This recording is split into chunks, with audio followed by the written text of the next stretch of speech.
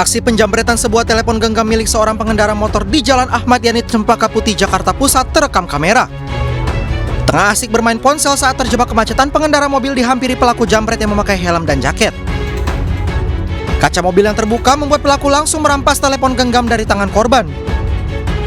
Namun demikian, kami sebagai petugas Polri tetap melakukan penyidikan guna untuk mengungkap kasus tersebut. Kami juga menghimbau kepada seluruh warga masyarakat, manakala melintas di lokasi kejadian itu tidak usah buka jendela. Kalau mau nelpon ya nelpon aja, tapi memperhatikan faktor security atau keamanan dari masing-masing pribadi. Polisi akan menyelidikinya jika korban penjambretan membuat laporan resmi ke Polsek Cempaka Putih. Dari Jakarta, Rani Sanjaya, iNews melaporkan.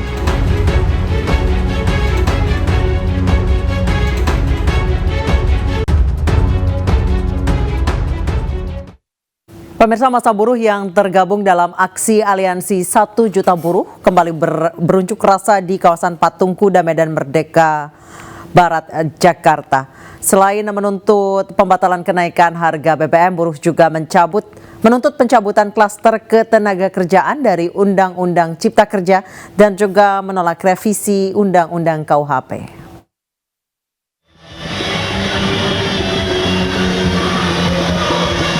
Massa buruh dari berbagai organisasi yang tergabung dalam aksi aliansi 1 juta buruh pada Senin siang kembali berunjuk rasa di kawasan Patung Kuda Merdeka Barat, Jakarta. Ada 3 tuntutan utama buruh dalam aksi bela rakyat kali ini, yaitu pembatalan kenaikan harga BBM, pencabutan klaster ketenaga kerjaan dari Undang-Undang Cipta Kerja, dan menolak revisi Undang-Undang KUHP. Untuk minta dicabutnya klaster ketenaga kerjaan di Omnibus Law. Nah, yang kedua yaitu ingin agar tolak dan cabut kenaikan harga BBM. Dan yang ketiga, kami menolak adanya revisi daripada RUU KUHP. Menurut massa buruh, kenaikan harga BBM adalah kebijakan yang tidak pro rakyat. Terlebih dalam 3 tahun terakhir, kenaikan upah buruh sangat kecil dibandingkan dengan inflasi karena alasan pandemi. Karena kebijakan ini adalah kebijakan yang paling dibenci oleh buruh dan rakyat Indonesia. Bagaimana mungkin 3 tahun terakhir ini buruh nggak naik? Ya naik malah harga gas, harga listrik, harga sembako. Tiba-tiba Jokowi menaikkan lagi harga BBM.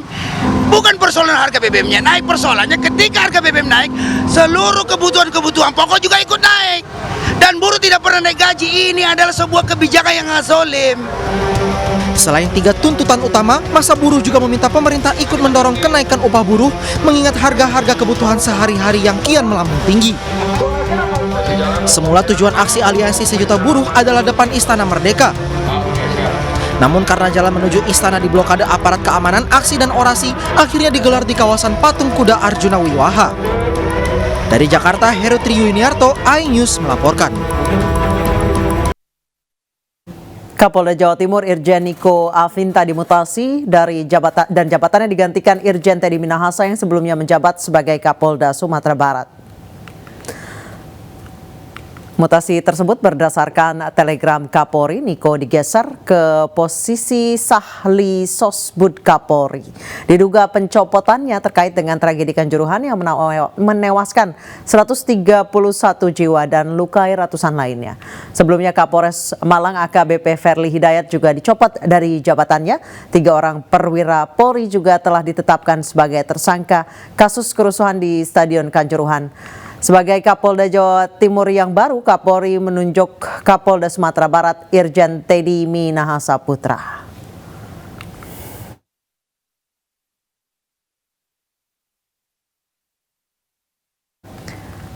Kadif Humas Polri Irjen Pol Dedi Prasetyo menyebut gas air mata yang ditembakkan di Stadion Kanjuruhan tidak berdampak fatal untuk tubuh. Dedi juga menegaskan gas air mata kedaluarsa kandungan di dalamnya akan menurun. Gas air mata ini dampaknya kan hanya terjadi iritasi pada mata, iritasi pada kulit, dan iritasi pada pernapasan. Dokter spesialis mata menyebutkan bahwa ketika kena gas air mata, pada mata khususnya memang terjadi iritasi. Sama halnya seperti kita kena air sabun. Ya, terjadi perih pada beberapa waktu gitu bisa langsung sembuh. dan tidak mengakibatkan kerusakan yang fatal.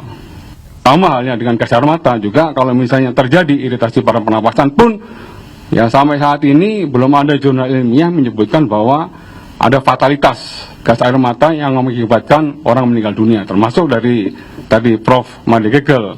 Ya, di dalam gas air mata itu tidak ada toksin atau tidak ada racun yang mengakibatkan matinya seseorang. Di dalam gas air mata memang ada kadaluarsanya, ada expirednya ya. Sedangkan harus mampu membedakan. Ini kimia, beda dengan makanan. Kalau makanan, ya ketika dia kadaluarsa, maka di situ harus ada jamur, ada bakteri yang bisa mengganggu kesehatan. Kebalikannya dengan zat kimia atau gas air mata ini, ketika dia expired, justru kadar kimianya itu berkurang.